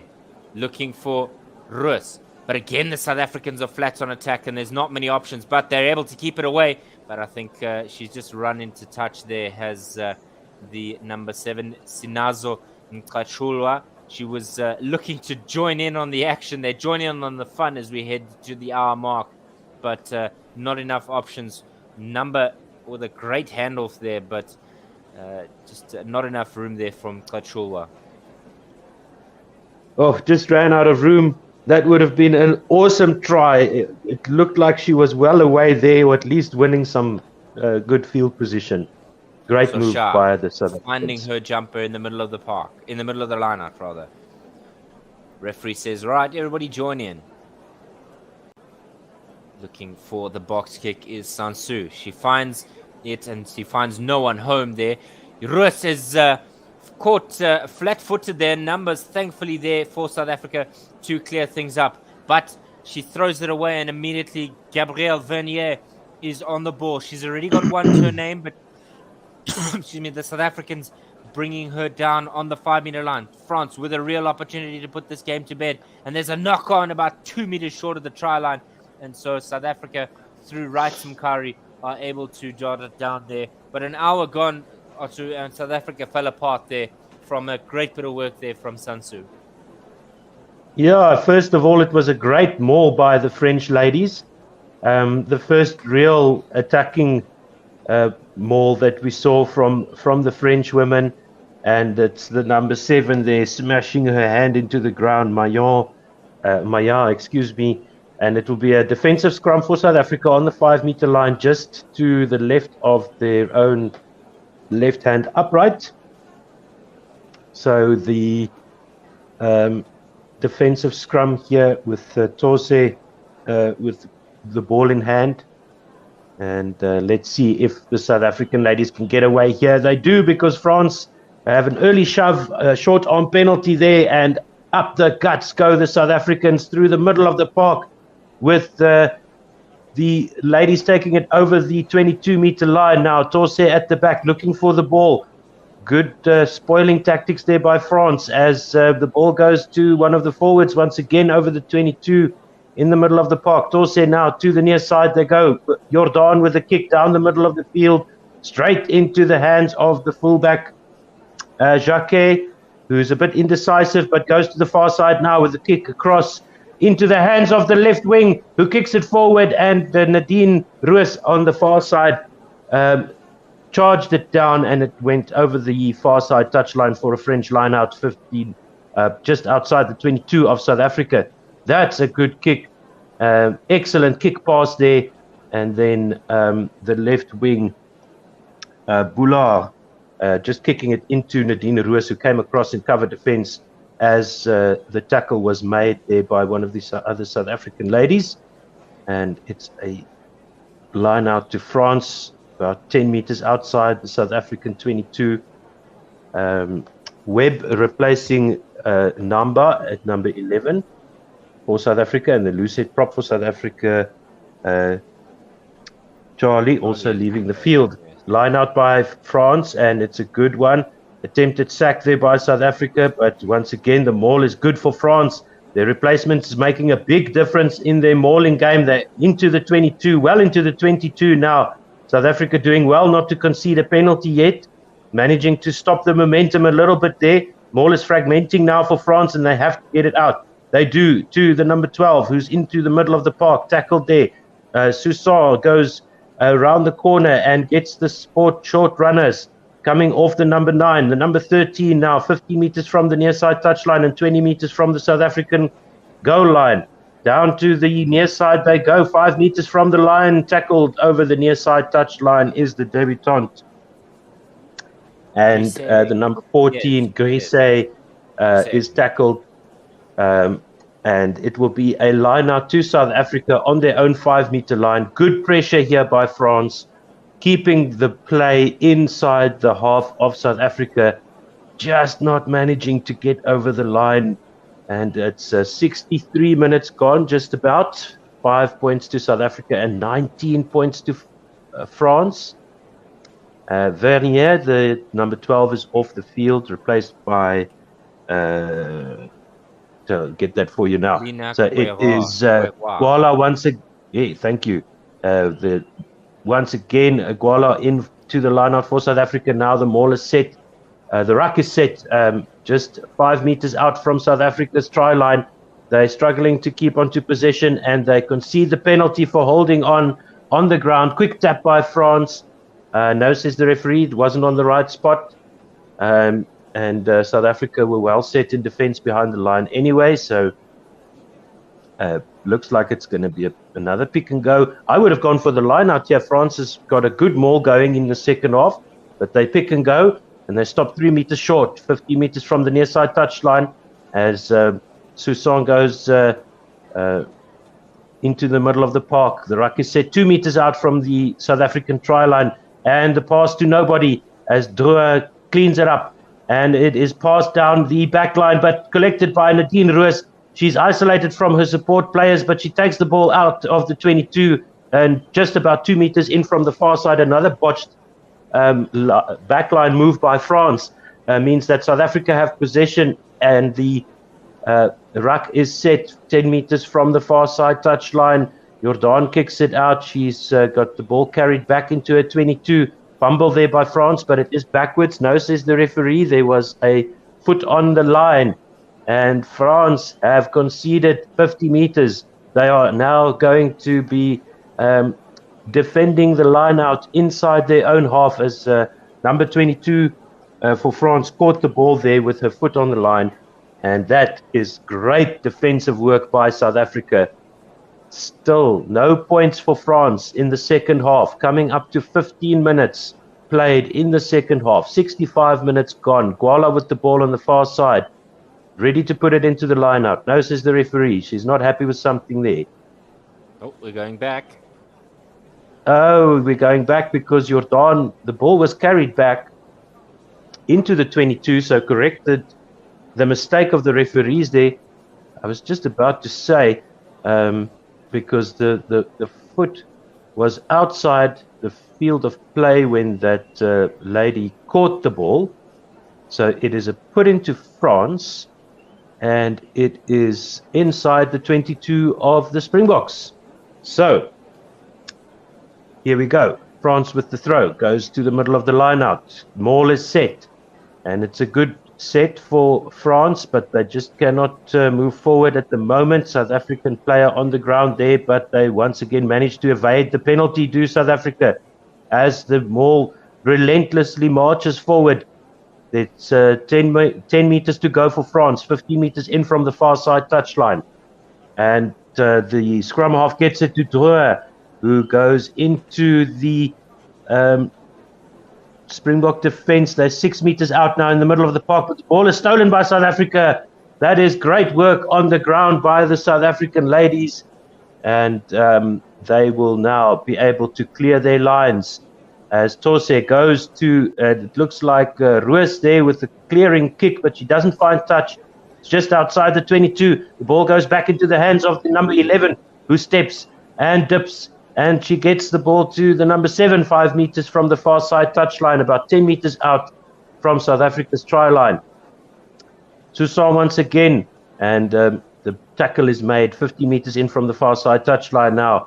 France come again to the middle of the park, 10 meters, 5 meters out from the Springbok try line. A steal once again, but illegally so, says the referee. This time it's a penalty to France, right in front of the uprights. They quickly tap, and the number 9 dives over the try line. It's a try to France, and that is the number 9, Sansu. I keep calling her Susan, but it's Sansu, excuse me. Pardon-moi. And the French have now put this game out of reach of the Springbok ladies, I would say, and it's 24 points to 5, with France leading with about 12 minutes to go in this match. Yeah, fantastic bit of awareness. A little bit of a sell of a dummy there, but that's all that matters in the end for the try. 24 points to 5, 19 points difference, and to South Africa won't be too disappointed with themselves here.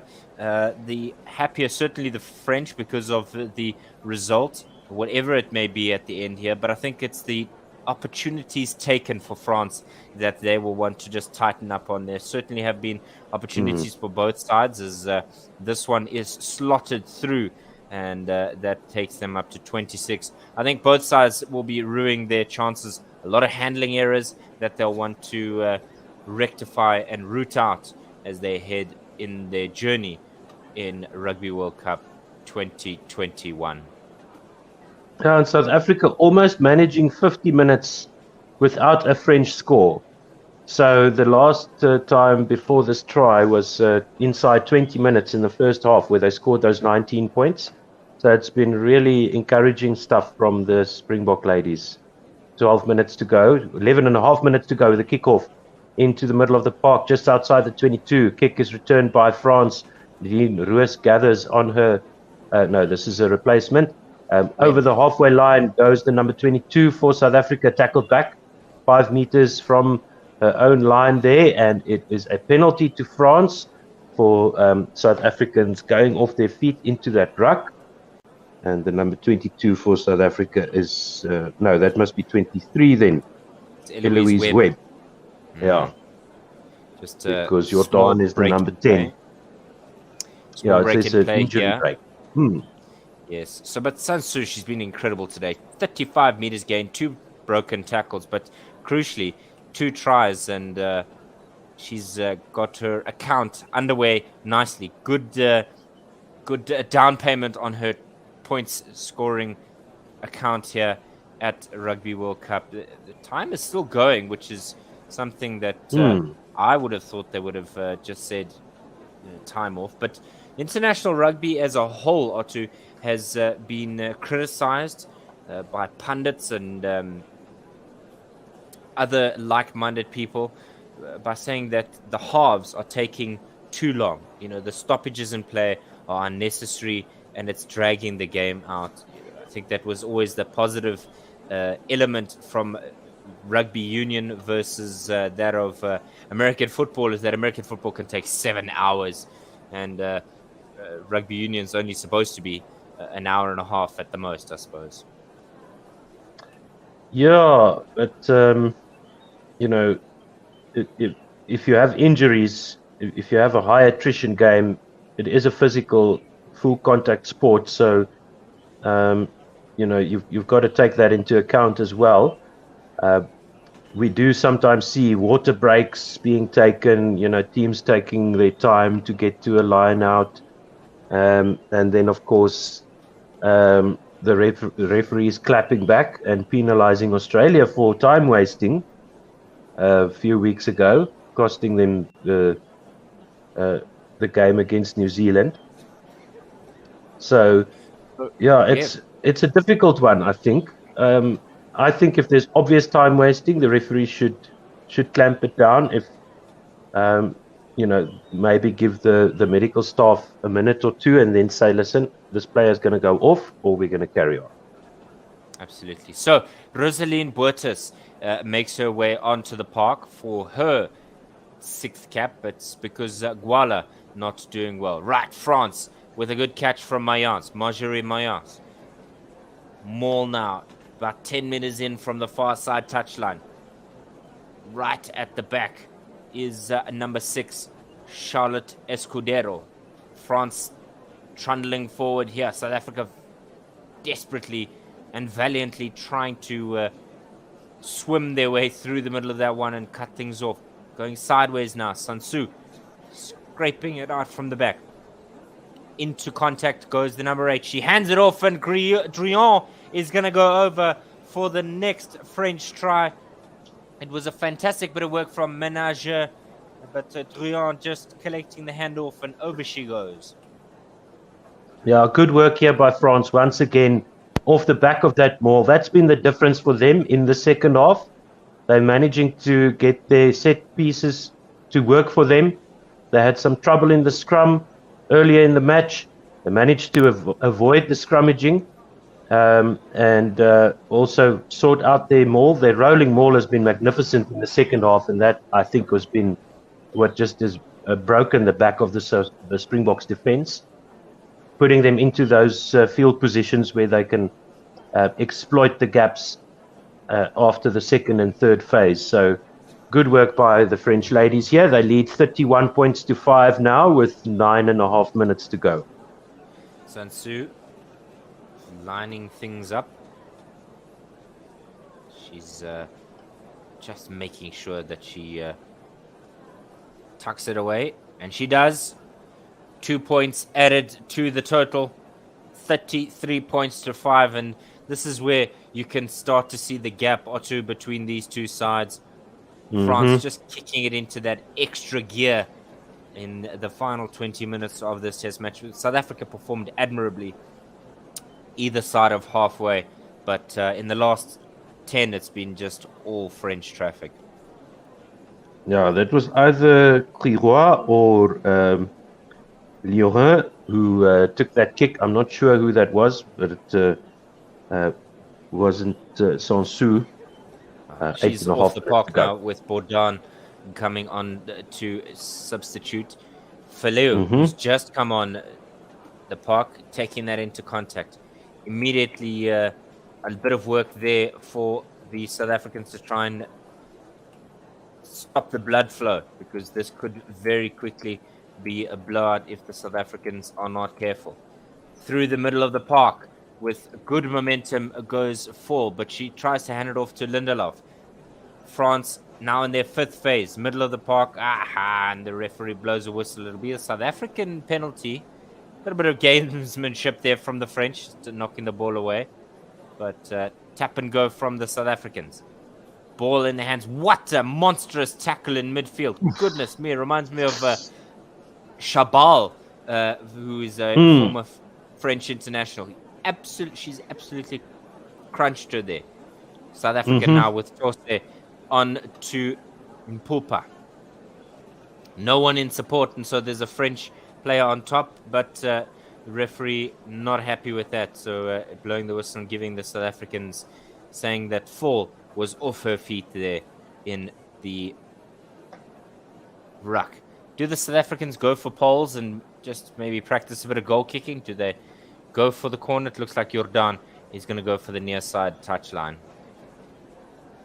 No, I don't think that they've got a goal kicker on the field at the moment. Do South Africa? Jordan certainly tried her best, but that conversion attempt was not great. So they go for the line out on the near side of the field, just outside the 22.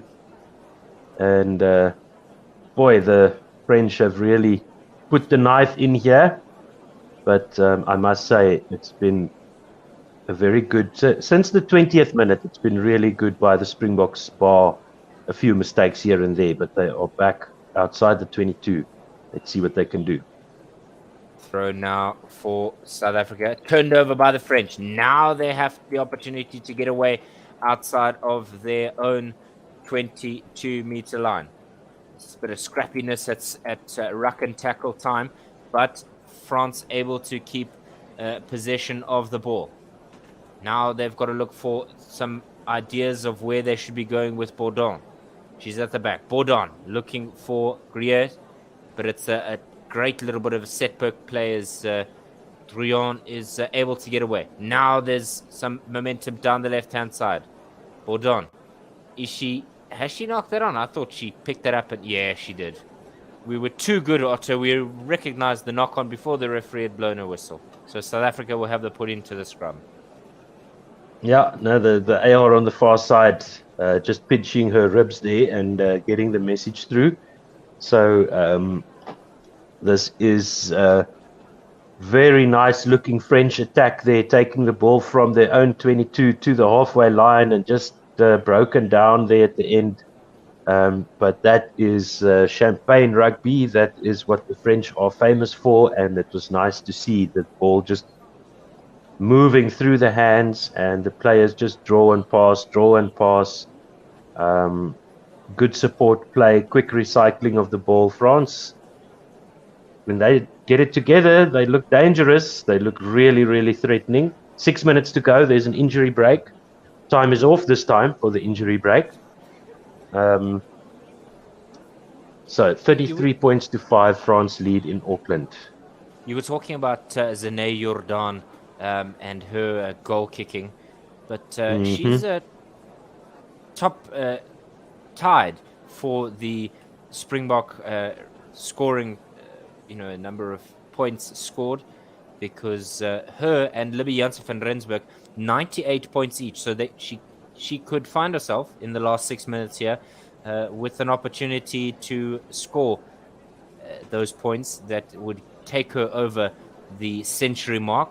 Season campaigner is Jordan, the most tied most capped Springbok of all time in the women's game. But the referee is saying, come on, let's get a move on with it. We're just delaying this game unnecessarily. No, see, that's what I was talking about. So what are the medical staff doing? And now the referee should go up to them and say, listen, either replace the player, play with 14 players, or, get off. Let the player continue. What are you doing? So that's a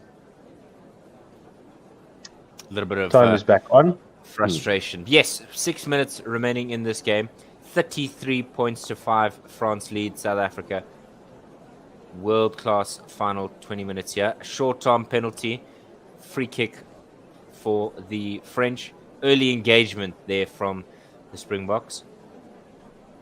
And the scrum once again decided by the French, as Pauline Bourdon in her 40th test match will get the opportunity to feed the scrum. One of the so can South Africa hang on? Maybe just get one more. It doesn't look that way at the moment. France also seem to be clicking into gear and finding their stride. And now it does look like a number 4 playing a number 11 in the world. Absolutely. And you can see the difference of the bench between Bourdon. Now looking for Druyon. Space out wide, but that space was made vacant and nobody able to get on the end of it. Grisset handing off one, handing off another, and brought down just inside her own half. Bourdon looking for where she can find some partners in blue. And they'll go back for the penalty. There was an advantage being held there, and referee just saying the high tackle from Webb on Grisset is the reason why we've stopped play. Yeah, that was just a bit of a slip in the technique for Webb. Just making first contact with the neck and the top of the shoulder instead of starting low. Oh, and a bit of a small amount of argy-bargy there from Rosaline Boertes, trying to steal from her opposite number hooker. She grabbed the ball out of her hands and... Yeah. Yes. Lucky not to get a penalty there. No reason to do that. Absolutely. This one seemingly straight this time from the French, and good bit of forward momentum there for the French as they get over the 10-meter line. Eventually things are brought down and Escudero is brought down to the ground. South Africa stealing that ball on the ground. Now they have some drive to go. Lachwa, Babalwa Lachwa. This time it goes the opposite direction as Ntoyanto collects the ball. So one prop to the other. Jordan looking for a side step there, but slips ever so slightly, and so Tose having to change the direction of play. Tose again at the back, looking for something. Will she go left? Will she go right? She goes to the blind side. Rus, chip over the top. Will she take her own catch? She doesn't. And so the French now with forward momentum through Queroy. And the whistle is blown for the South Africans, not releasing by the French, just over halfway inside the South African half. So another penalty late here, and it was Grisset who's slinking away, not even looking at the scene of the crime. 2 minutes to go. 33 points to France, 5 to South Africa. And to the far side touchline goes Jordan with the kick. Player of the match, Laure Sansou. No surprise there. 2 tries and a great game for the number 9 of France. She was looking on with a furrowed brow, but I think a teammate just jabbed her in the ribs there with the elbow and said, come on, smile a bit. You've just won player of the match. Big throw there from Boertes, but there's nobody home for the South Africans, and the French will steal it at the back. Drion looking to see where she can go.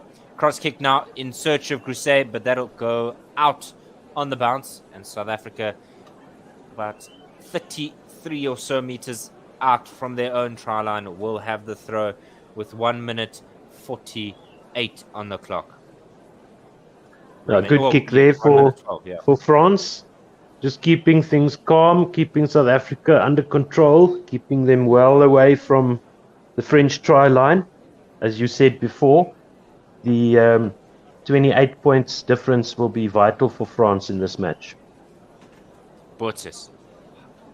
Throw, searching for somebody, and she does find Socha, the French hooker, French replacement hooker. Right, Bourdon. And the handling error there from Philopon. So there's a penalty advantage for the Springboks for the knock-on. Tose looking for Webb at the back, who doesn't quite find touch, it seems. So now Grisset, not Grisset, rather Boulard, who's been very quiet this game. Ball through the hands of the French. Are they able to get the forward momentum that they want? So Shah, into tackle she goes with immediate work there by Lindelof. Pick and go. Oh, free ball it seems, but South Africa uncertain about whether or not they should get a hold of that one. Ferrer and fall. Now Drion looking for the cross kick in the corner. Is Grisset going to get it? She is. She's going to get another try. Great bit of work there for Drion, and it was excellent for Grisset just to pick up that ball off for the grabber kick, and that on the 80th minute mark means that Grisset gets a try on debut. So first ever in her first ever game, but it was Drion's cross kick there with nobody covering there for the South Africans, and Grisset dotted down with relative ease. Great play from France, and as the minutes tick by in the second half, they've just gotten better and better and better, and we see that on the scoreboard reflected as well.